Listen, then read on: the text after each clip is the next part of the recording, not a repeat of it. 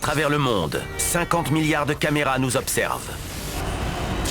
Dans les rues, au travail, à la maison. Elles capturent parfois des images exceptionnelles. C'est à se demander ce qui se passe. Vous avez vu ça? Des experts analysent ces événements inhabituels. Wow, quelle explosion! Ça n'a aucun sens. Il doit forcément y avoir une explication. Mais alors, qu'est-ce que c'est? Dans cet épisode, l'histoire d'une bombe atomique qui aurait disparu sur le toit du monde. C'est à s'y brûler la rétine. C'est comme regarder le soleil. Serait-il possible que cette explosion à flanc de montagne soit liée à ces morceaux de plutonium égarés dans l'Himalaya? En Californie, Oh mon Dieu! que peut-il bien se cacher sous la cour de cette maison? À quelle profondeur a-t-il pu tomber? La Chine a-t-elle pris de l'avance dans la course à l'espace? C'est une étrange colonne de lumière qui va jusqu'au ciel. Est-ce qu'il s'agirait d'une sorte de portail, comme ceux qu'on trouve dans les romans de science-fiction? Des phénomènes étranges, C'est pas vrai! des mystères ont été filmés. C'est hallucinant! Que cachent ces étranges vidéos?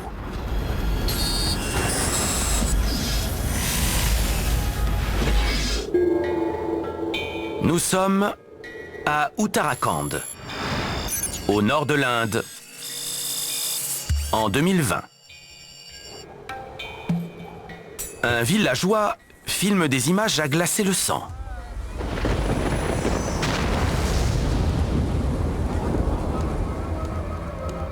Incroyable! C'est gigantesque et ça n'a rien de rassurant. On dirait qu'un second soleil vient d'émerger de la montagne. Ça fait comme des pulsations qui semblent partir de cette espèce de noyau de feu. Et cette lumière d'une blancheur aveuglante, je n'avais jamais rien vu de pareil. C'est à s'y brûler la rétine. C'est comme regarder le soleil directement. Les locaux sont terrifiés face à la mystérieuse explosion qui ne cesse de s'intensifier. Je ne serais jamais restée là. Non, merci. J'aurais mis les voiles. Il devait se demander, mais qu'est-ce que c'est que ça?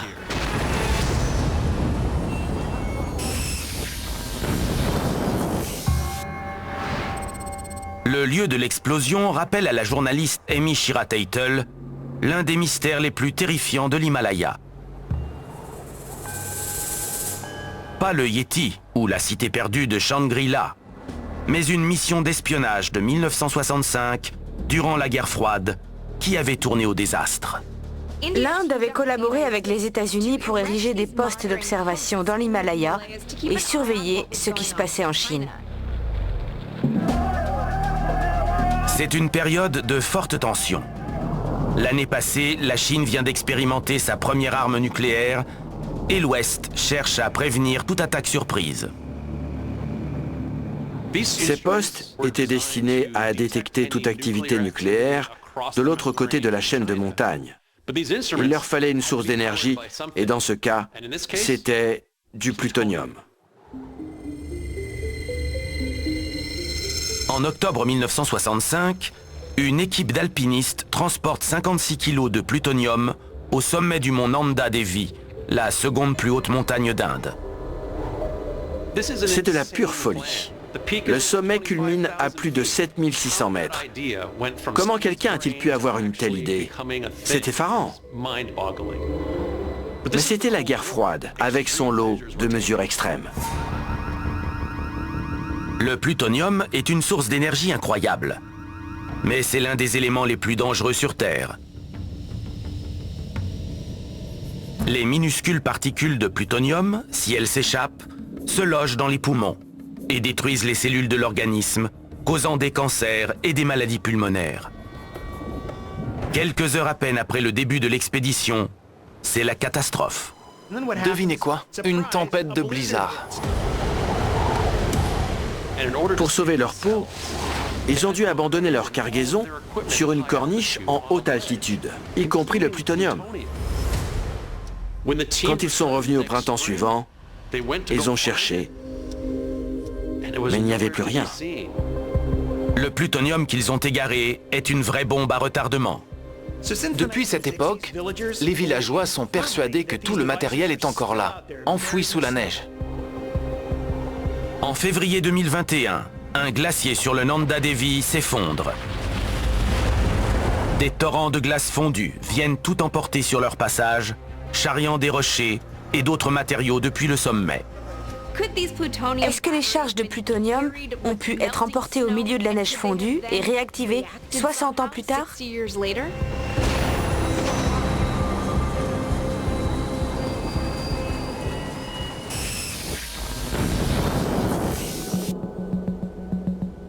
L'ingénieur David Wallace estime que même si les batteries au plutonium représentent une menace mortelle, elles ne se manifesteraient pas avec l'intensité observée dans la vidéo. Il y a différents types de plutonium. Il y a celui très explosif qu'on utilise dans les bombes et dans les centrales nucléaires. Et il y a d'autres variétés, celles dont les isotopes sont utilisés pour les batteries. Ces isotopes sont beaucoup moins volatiles et n'engendreraient pas le type d'explosion que l'on voit dans cette vidéo. Ce qui nous laisse penser qu'il y a autre chose derrière tout ça. Wallace pense que cette boule de lumière ardente peut être liée aux installations électriques de l'Inde sur les pentes dangereuses de l'Himalaya. La météo est très mauvaise.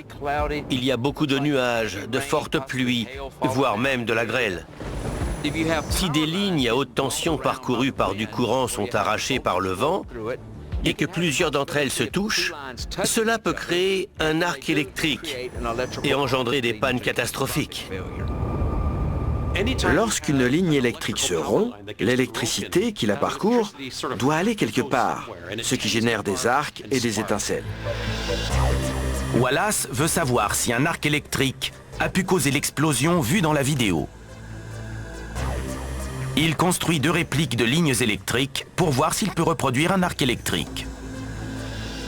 J'utilise cette tige métallique qui va faire office de ligne à haute tension. Cette perche isolante représente l'autre ligne de transmission. Quand Wallace touchera la tige avec la perche, il générera une surtension de 40 000 volts. Je vais approcher la perche isolante de la ligne et un arc devrait se former entre les deux. Et on verra ce qui se passe. Lumière! Wallace utilise une machine à fumer pour recréer les conditions nuageuses de la vidéo. Prêt? Allons-y! Dans l'Himalaya, un homme filme une étrange boule de lumière ardente au-dessus de son village. L'ingénieur David Wallace pense qu'un arc de ligne électrique peut en être la cause. Il monte une expérience pour voir si l'intensité d'un arc peut correspondre à la lumière aveuglante de la vidéo. C'est parti!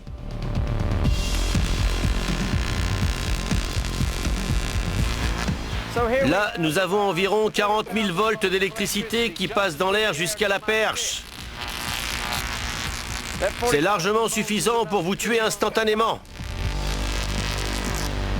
Wallace ne génère pas d'explosion, mais il crée un arc électrique moins puissant, mais à la luminosité similaire à celle de la vidéo. On voit clairement que nous sommes très loin de l'ampleur de l'arc qu'on peut observer sur la vidéo tournée en Inde. Mais il ne faut pas oublier qu'au cours de cette expérience, nous avons utilisé 40 000 volts, alors que les lignes de transmission en Inde peuvent acheminer de 115 à 500 000 volts, avec des milliers d'ampères, et que si un arc se crée dans ces conditions, il sera gigantesque et suffisamment intense pour faire fondre le métal. On a reproduit ce qu'on a vu, mais à une moindre échelle. Des lignes électriques traversent tout l'Himalaya. L'Inde compte une population de plus de 1,4 milliard d'habitants, dont les besoins en énergie nécessitent d'exploiter des vallées en plein cœur des montagnes.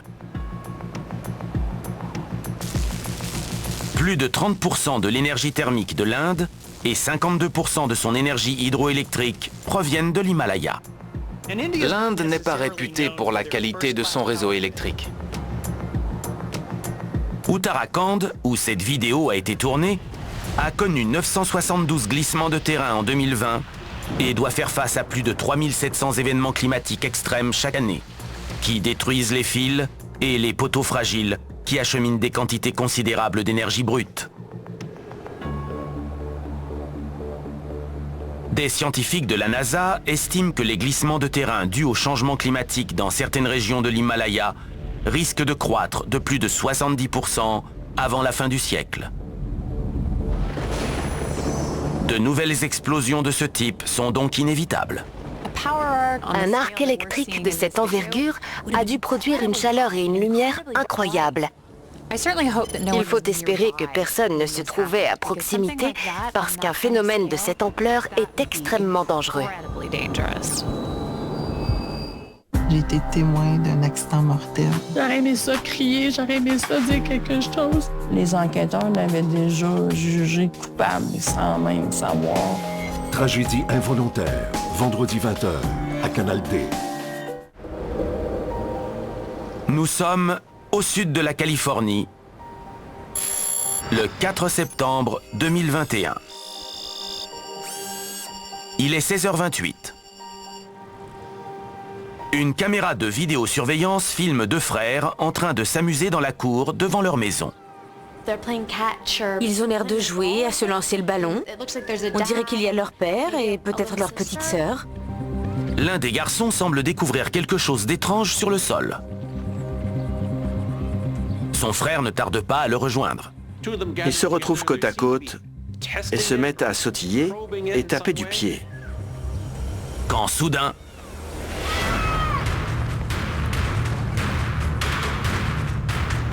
Oh mon Dieu! Il a disparu dans le sol. Il a disparu sous terre. Mettez-vous à la place de son père. Tyler Bloss, le père du garçon, essaie désespérément de sauver son fils, tandis que sa fille hurle de terreur. Mon fils a disparu dans le sol. Mais quelle profondeur a-t-il pu tomber? J'ai essayé de voir si je pouvais l'atteindre sans être sûr d'y arriver. Il s'est enfoncé droit dans le sol. On ne le voyait plus. Et là, on s'est dit, comment est-ce possible? Qu'est-ce qui s'est passé? L'ingénieur Brian Walshon ne croit pas que ce garçon soit tombé dans un gouffre ou dans une grotte, mais plutôt dans une sorte d'espace souterrain construit délibérément. On constate que le trou qui apparaît est bien rond, très régulier. Ça ne ressemble pas à une ouverture naturelle. C'est comme s'il avait trouvé l'entrée d'un tunnel souterrain secret. Le sud de la Californie est réputé pour ses tunnels secrets, élaborés par des malfrats pour développer leurs activités criminelles aux États-Unis. Ces tunnels servent souvent à faire passer des clandestins, mais à l'origine, ils avaient été construits pour faire entrer de la drogue dans le pays. Les autorités de la protection des frontières ont découvert plus de 200 tunnels illégaux sous la frontière avec le Mexique depuis 2003. Près de 90% de la cocaïne de contrebande qui entre aux États-Unis chaque année arrive de Colombie via le Mexique. Et l'un des meilleurs moyens de faire rentrer la drogue depuis le Mexique est d'emprunter ce réseau de tunnels souterrains. Bon nombre de ces galeries sont l'œuvre d'un seul homme, Joaquín El Chapo Guzmán. El Chapo était le roi des tunnels. Les siens étaient d'un niveau supérieur. On ne parle pas simplement de creuser dans la terre avec une pelle, non. Ces tunnels pouvaient échapper au radar à pénétration de sol, car ils se trouvaient à 20 mètres sous terre, ou même plus. Certains d'entre eux étaient équipés de trappes à commande hydraulique. C'était vraiment très sophistiqué. Les autorités américaines sont stupéfaites face au degré de technologie à $1 million des tunnels d'El Chapo. Ils sont dotés entre autres de plafonds en voûte pour mieux répartir la pression exercée par la terre et éviter qu'ils ne s'effondrent. Un officiel avait même fait la comparaison avec des films de James Bond. La plupart des tunnels ont été construits par des travailleurs forcés, des Mexicains enrôlés malgré eux pour ces travaux éprouvants pendant plusieurs mois d'affilée. La progression moyenne d'un tunnel serait d'à peine 5 mètres par jour. Une fois le tunnel terminé, les ouvriers sont souvent abattus.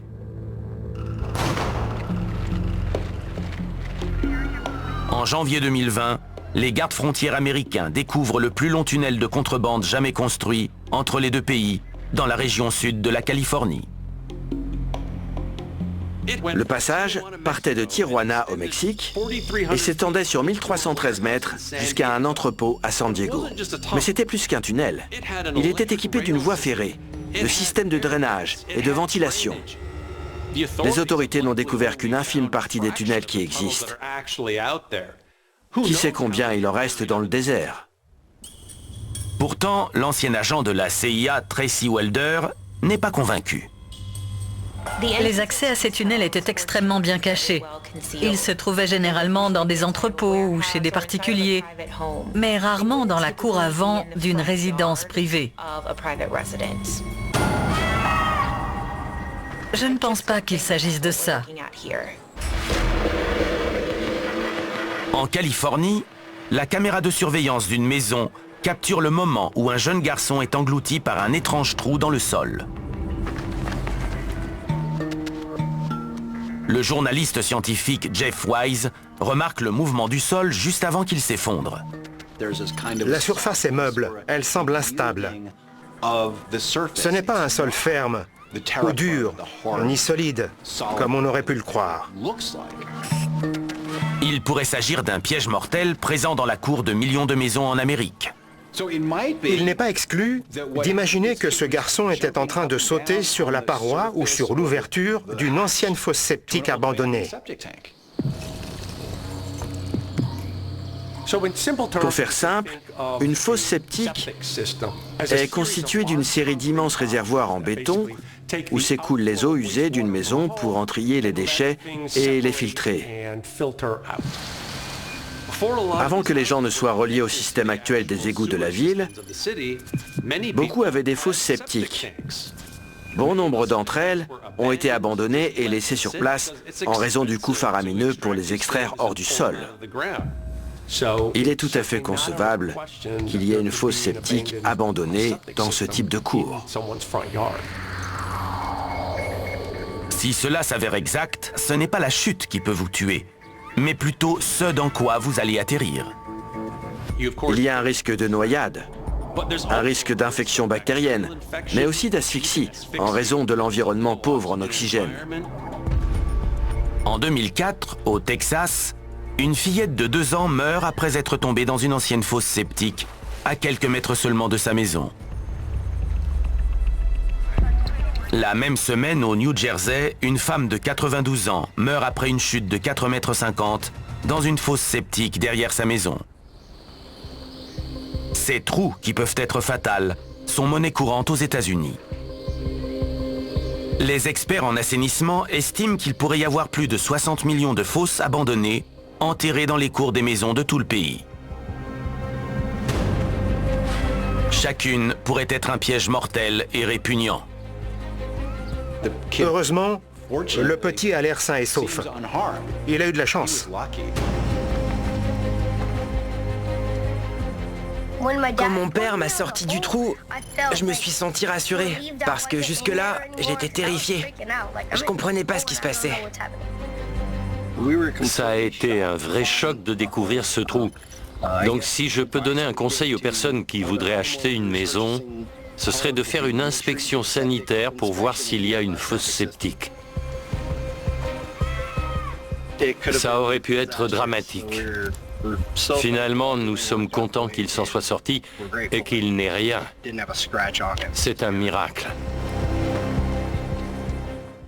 Seulement en 2023, 10 330 véhicules ont été volés au Québec. Mets ça sur le parc, s'il te plaît, parce qu'il est saisi. Un huissier et son équipe tentent d'enrayer ce fléau. Traqueur de chars, vendredi 20h30, à Canal D. Nous sommes à Shenyang, en Chine. Le 8 septembre 2021. C'est le début de soirée. Des travailleurs qui rentrent chez eux s'arrêtent sur le bord de la route pour filmer une inquiétante colonne lumineuse dirigée droit vers le ciel.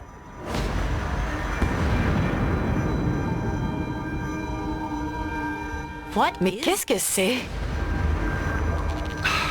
C'est un vrai mystère. J'ignore ce que c'est. On se croirait dans un film de science-fiction avec cette étrange colonne lumineuse qui va jusqu'au ciel. Quoi que ce puisse être, des tentacules lumineux semblent jaillir de son noyau. C'est fascinant. On dirait qu'une sorte de méduse lumineuse géante s'est installée dans le ciel de Chine. Ça pourrait aussi faire penser à des escaliers de lumière qui mèneraient au paradis.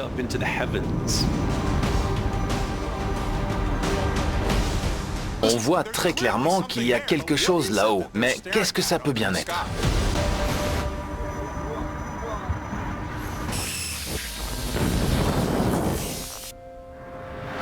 Le physicien Chad Orzel se demande si ce ne serait pas une tentative de la Chine de créer un passage entre les réalités.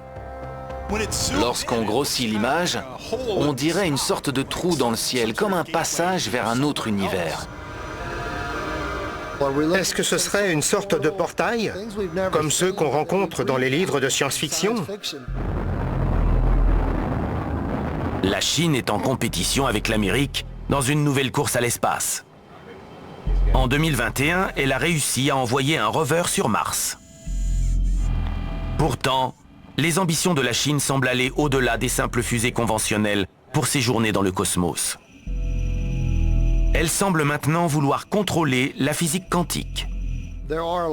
Il y a un grand nombre de physiciens persuadés que ce ne sont pas des idées farfelues et qu'une véritable science permettrait d'expliquer comment voyager dans l'univers en un temps record. En 2017, la Chine fait une annonce qui, si elle se révèle exacte, bouleverserait les fondements de la réalité. Un de ses satellites aurait réussi à téléporter des couples de photons intriqués en plusieurs endroits depuis une distance de plus de 1200 km de la Terre. Ces photons semblent échanger leurs informations instantanément, plus vite que la vitesse de la lumière. Cela pourrait bien être la première étape vers un portail d'un point à l'autre de l'univers. Le Saint Graal du voyage intergalactique. Ce serait comme un raccourci dans l'espace et le temps, plus rapide que la vitesse de la lumière. Prenez une feuille de papier et pliez-la. Pliez-la de telle sorte que deux points se rejoignent. Deux points distants vont se retrouver réunis en un seul. Par le biais du pliage, vous vous retrouvez instantanément de l'autre côté de l'univers. Ça donne une bonne idée de ce qu'est un trou spatio-temporel. La plus rapide des fusées américaines mettrait 73 000 ans pour atteindre des planètes en orbite dans le système stellaire le plus proche du système solaire, Alpha du Centaure. Des astronautes chinois téléportés via un trou spatio-temporel pourraient atteindre d'autres mondes instantanément et coloniser la galaxie en l'espace d'une vie.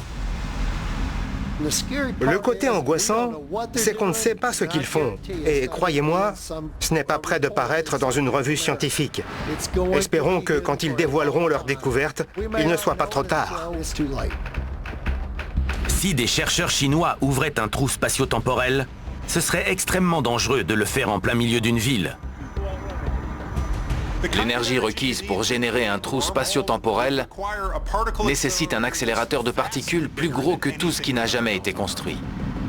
Ces portails temporels sont un mythe de la science-fiction, mais ils vont bien au-delà du domaine du réalisable pour notre civilisation. À Shenyang, en Chine, un homme filme une mystérieuse échelle de lumière menant jusqu'à un étrange nuage. L'ingénieur Brian Wolchon fait une découverte au sujet de l'atmosphère de la ville qui pourrait expliquer cette étrange apparition. Historiquement, Shenyang a connu les niveaux de pollution les plus hauts mesurés dans toute la Chine. Les indicateurs de pollution ont dépassé jusqu'à 50 fois le seuil de sécurité. Les habitants peuvent respirer jusqu'à 1400 microgrammes de particules fines par jour, soit l'équivalent de 60 cigarettes.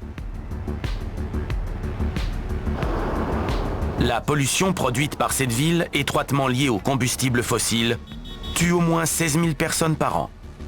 Une des principales sources de pollution de l'air est le charbon. Cette région de Chine en consomme intensément pour son industrie et son système de chauffage domestique. Comme la poussière de charbon se retrouve dans l'atmosphère et que les gens sont exposés à ces fines particules pendant de longues périodes, ils peuvent développer de graves problèmes de santé.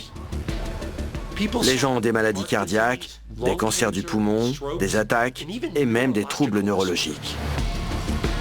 Cet inquiétant brouillard peut réduire la visibilité à une centaine de mètres à peine et avoir un effet étrange sur les immeubles de Shenyang lorsqu'il les enveloppe d'un épais nuage toxique. Le brouillard de Shenyang est si dense que parfois les immeubles donnent l'impression de disparaître, à tel point que les néons sur leur façade semblent suspendus dans les airs, comme en lévitation. Peut-être que l'apparition qu'on voit dans ce film est le résultat d'une sorte de distorsion dans l'atmosphère due à ces niveaux de pollution très élevés.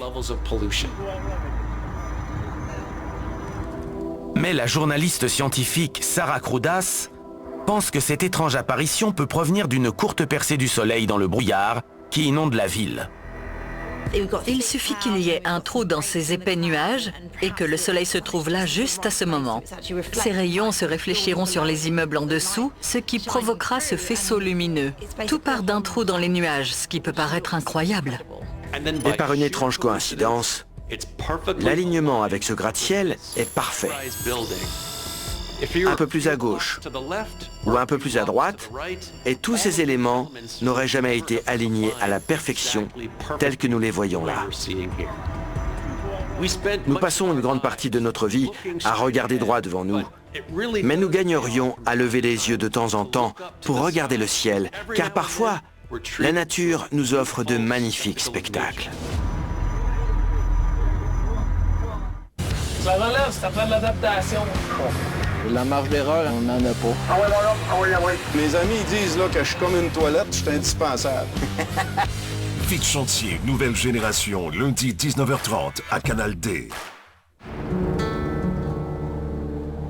Nous sommes sur l'île de Siargao, aux Philippines. Le 26 janvier 2021. C'est la fin de la journée. Un groupe de pêcheurs rentre chez lui quand il tombe sur une créature étrange sur la plage.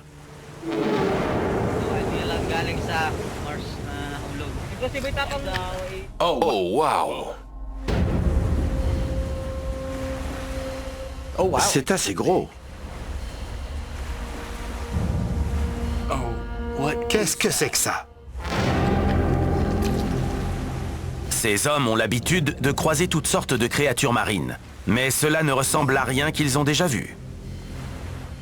On dirait une carcasse. On distingue ce qui ressemble à des côtes.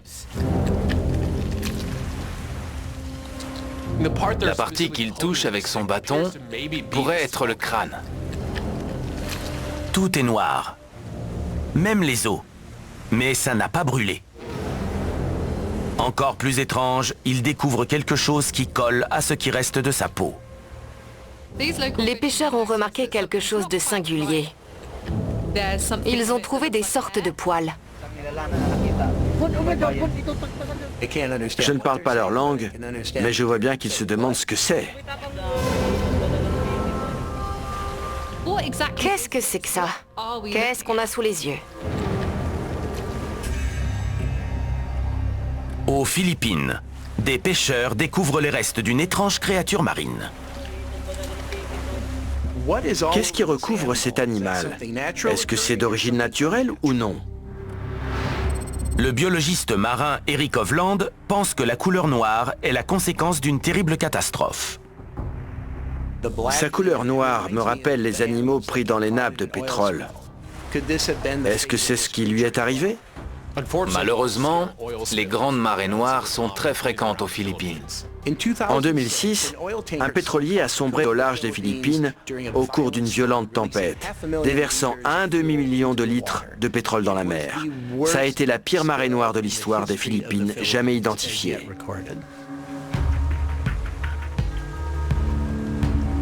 Une épaisse boue noire se répand sur plus de 160 km, tuant toute vie marine dans les environs.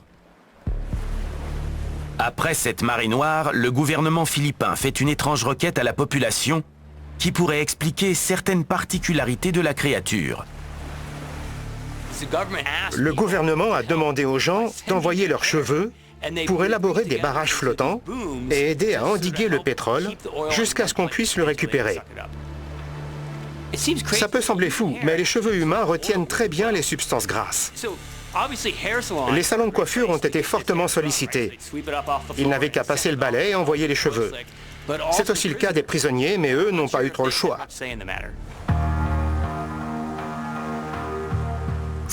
Pour en revenir à la vidéo, est-ce que cela peut être la conséquence d'une marée noire? Le zoologiste Roland Case fait une découverte sur la carcasse qui élimine la théorie de la marée noire. Quand un poisson est recouvert de mazout, il est en quelque sorte préservé. Les asticots ne mangent pas de poissons contaminés par le pétrole, et on en voit ici. Donc, j'éliminerai la marée noire.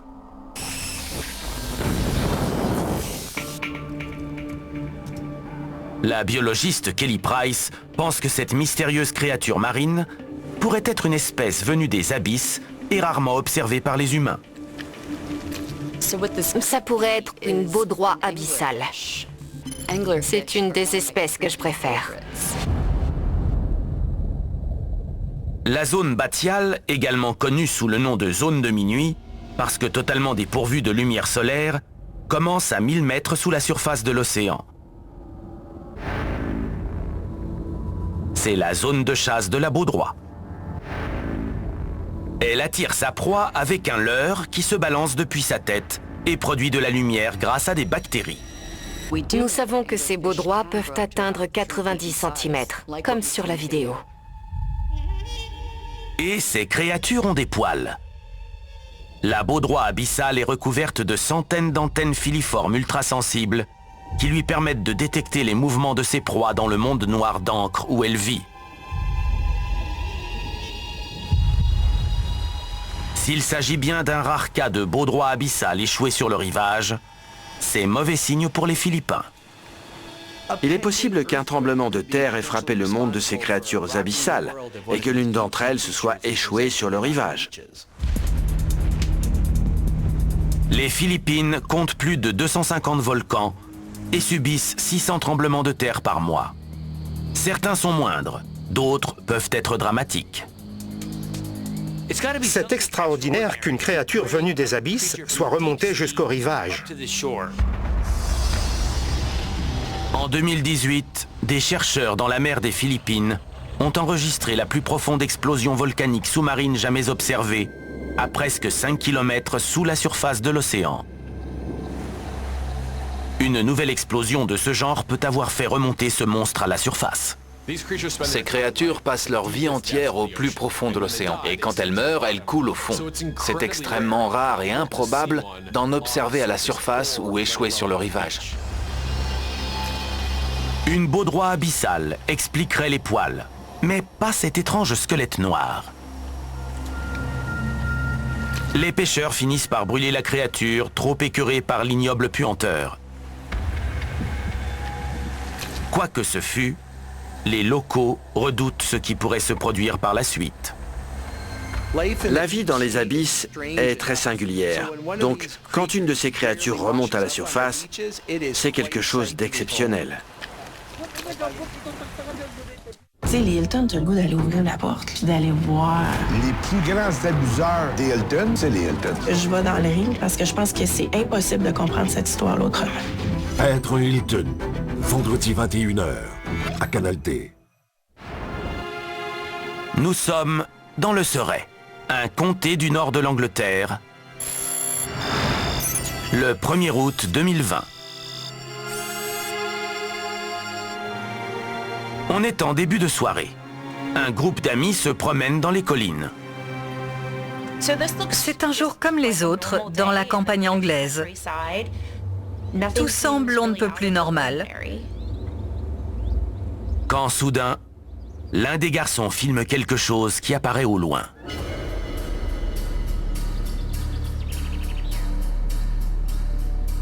Qu'est-ce que...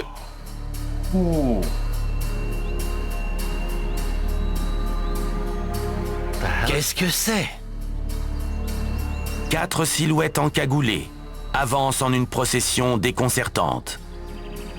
Ils marchent en file indienne, juste en face de la caméra, à environ 270 mètres. Ils se déplacent doucement, les uns derrière les autres.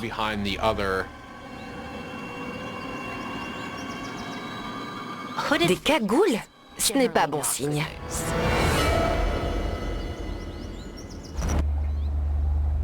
En Angleterre, un jeune homme filme 4 silhouettes fantomatiques blanches en procession sur une colline. Leur tenue particulière rappelle à l'historienne Karen Bellinger un culte sanguinaire qui a maintenu ces îles sous le joug de la terreur il y a 2000 ans. Quand je vois ces silhouettes, je me dis qu'il y a un lien avec des croyances druidiques.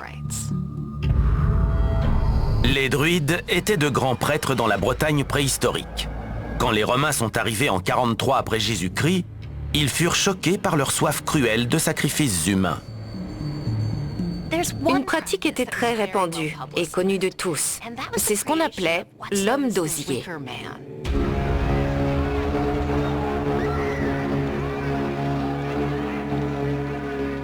Une gigantesque effigie en osier qu'on remplissait de personnes vivantes et qu'on brûlait. C'était souvent des criminels ou des ennemis des druides.